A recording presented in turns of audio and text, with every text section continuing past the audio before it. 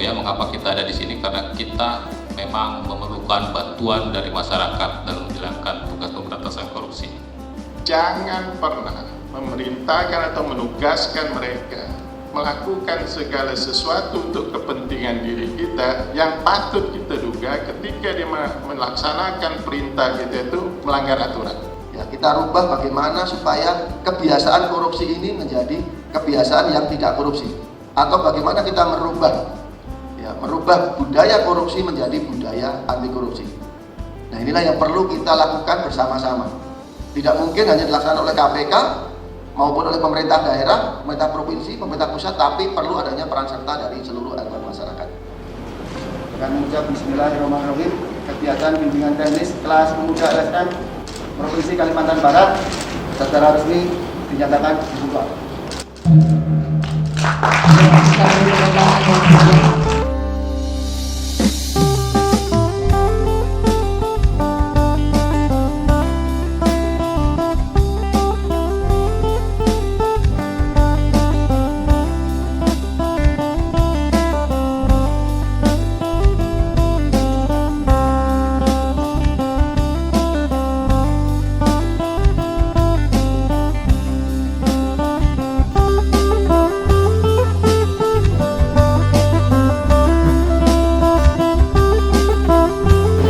TPPU bisa menetapkan pengembalian kerugian negara sebanyak yang pernah mereka dapatkan.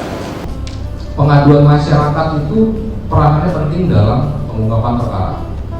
70% kasus yang diungkap oleh KPK itu berawal dari pengaduan masyarakat.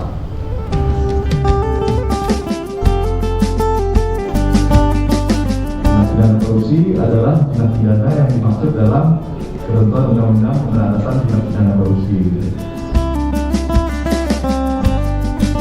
Nilai-nilai ini jika kita terapkan ke dalam tingkah laku kita sehari-hari, itu akan menjadi karakter kita.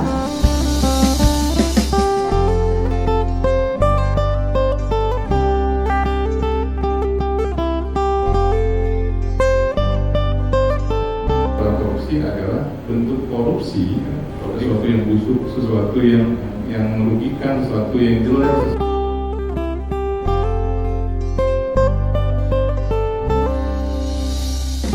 Saya harap teman-teman masih punya ingin tahu itu, karena ketika kita padam apinya ingin tahu itu, maka kita nggak tahu apa-apa pertama. Yang kedua, kita jauh dari apa-apa kalau kita nggak ingin tahu.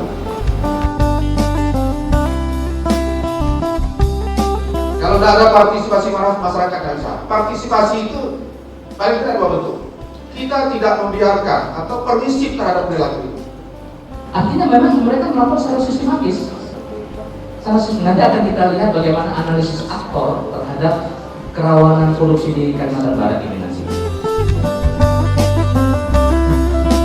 Saya ulang kembali ya, perilaku korupsi adalah bentuk korupsi yang tidak ada di Undang-Undang Tipikor ya.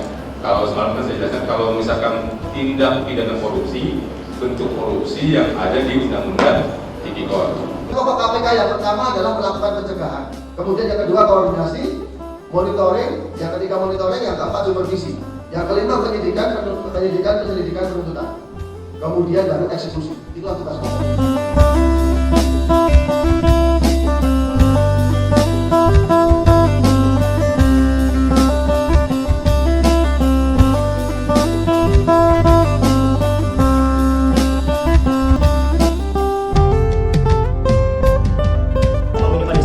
Tindak pidana korupsi atau untuk keseharian kita itu supaya tidak berperilaku koruptif. Para generasi muda ini sejak awal sudah mendapatkan nilai-nilai anti korupsi sehingga dapat membentuk suatu mentalitas yang bagus, integritas yang bagus. Punya tugas bersama untuk mengawasi infrastruktur yang dilaksanakan oleh pemerintah daerah.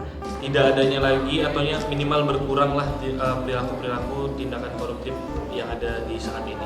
Saya ingin menerapkan integritas di dalam diri saya serta memberi pemahaman kepada masyarakat awam terkait tindak pidana korupsi.